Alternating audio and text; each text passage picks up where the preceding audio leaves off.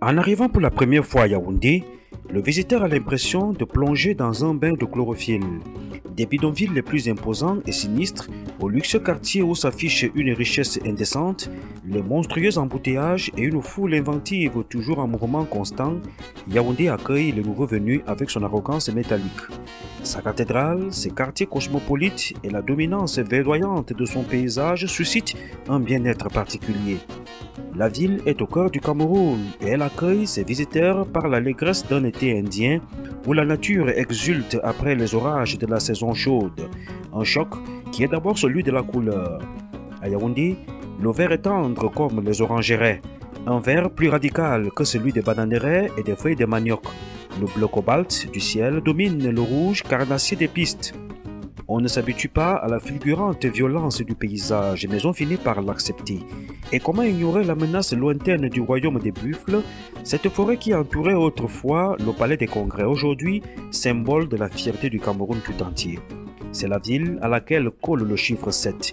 C'est la ville des 7 collines, des 7 tribus, des 7 belles femmes, des 7 mairies et des 7 langues. Au bord de la route asphaltée à 4 voies et au bitume impeccablement fini, les arbres sont décorés comme des généraux de la TSK. Les affiches électorales trônent toujours. Soudain, en sortant d'un virage, une vallée s'ouvre au regard et il n'y a plus rien.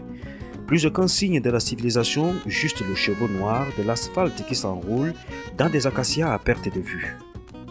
Le choc du vide, un vide accessible sans effort particulier. Voilà l'autre étape de la découverte du Cameroun. Le 30 novembre 1889, le botaniste allemand Georg-August Zenker fonde la ville et lui donne le nom de Yaoundé, en référence aux semeurs d'arachides locaux.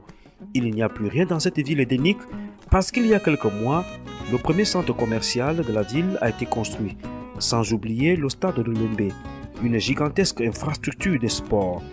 Le quartier Nkondongo, un lieu résidentiel construit à l'américaine qui porte aussi une part de l'histoire de la ville. Yaoundé est fondé sur une ancienne carrière connue par tous les habitants de la ville pour la qualité exceptionnelle de son argile qu'on en extrayait. Yaoundé a vu passer des dizaines de travailleurs expatriés venus des pays voisins, de la Guinée équatoriale, de la Centrafrique et du Gabon en l'occurrence. Ceux qui ont connu la ville autrefois se souviennent encore du bâtiment où siégeait la délégation du gouvernement. C'est la toute première maison construite à Yaoundé. Ce bâtiment avait un toit en tuiles d'argile, fabriqué à partir des carrières de Yaoundé.